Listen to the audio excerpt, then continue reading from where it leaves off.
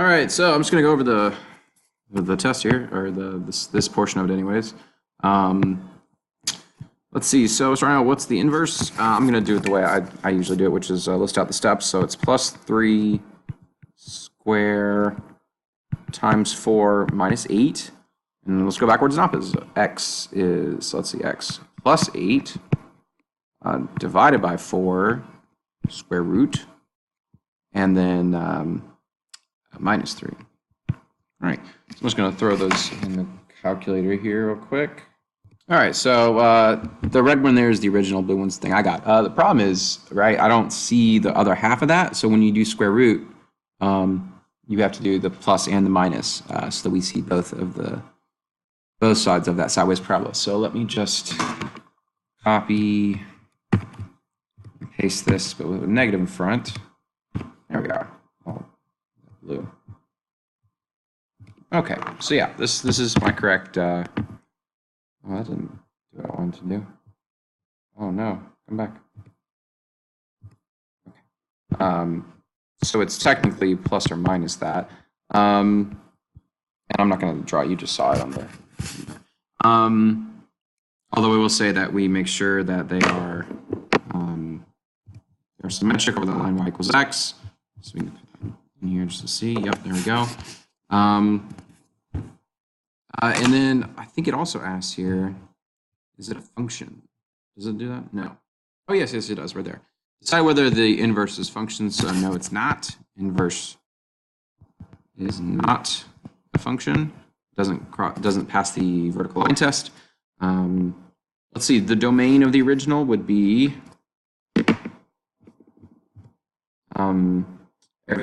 domain is all real numbers, but the range would be -8 up to infinity. So we would just say, let's see, range is y is less than infinity and greater than or equal to -8, and the domain is all real numbers. Well, this is easy now. For the inverse, you just switch them. So the range becomes all reals, and the domain becomes -8 less than or equal to x is less than infinity. Let's just make sure that's what happened over here in the graph.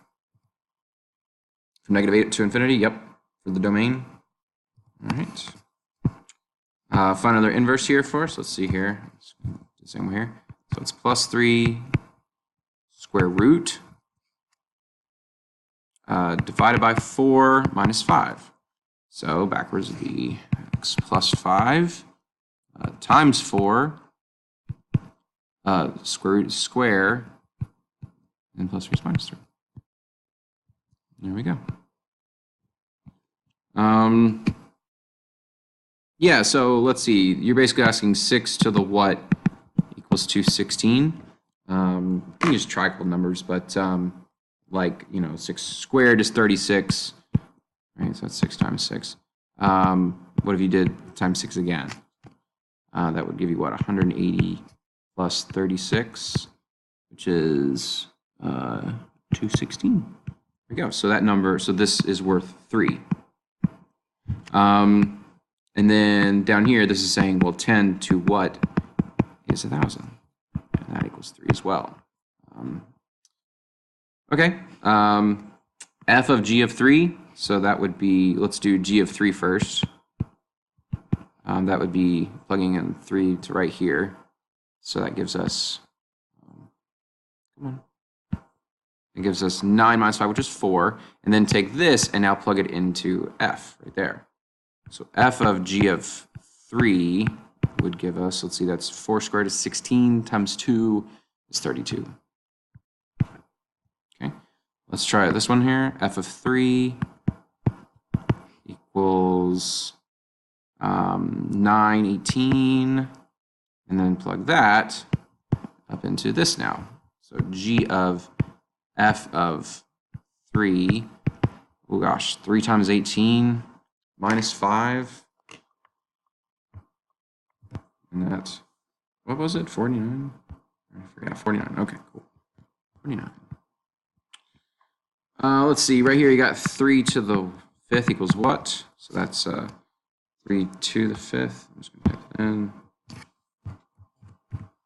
243.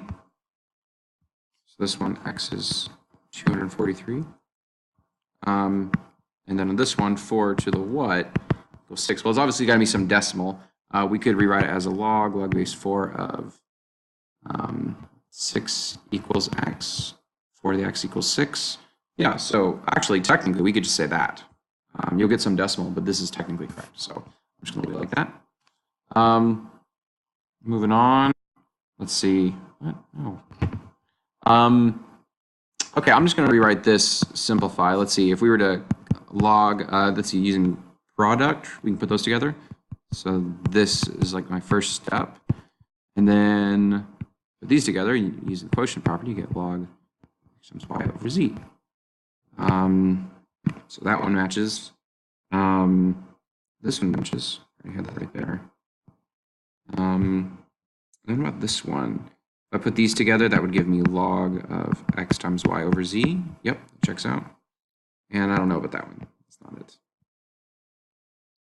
Okay, this is actually, okay, this problem, because we're adding, we definitely need common denominators. We don't have that right now. And it's even harder to see because this is in factored form, or it's in it's written as adding. What do we call it? It's a sum, written as a sum. There we go. No, go away.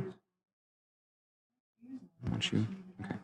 Because it's written as a sum. So we need to rewrite this bottom part as factored. So let's see. Plus 3 over 2x minus 4. Oh, this would be x minus 2 and x minus 1. And then I could factor this out.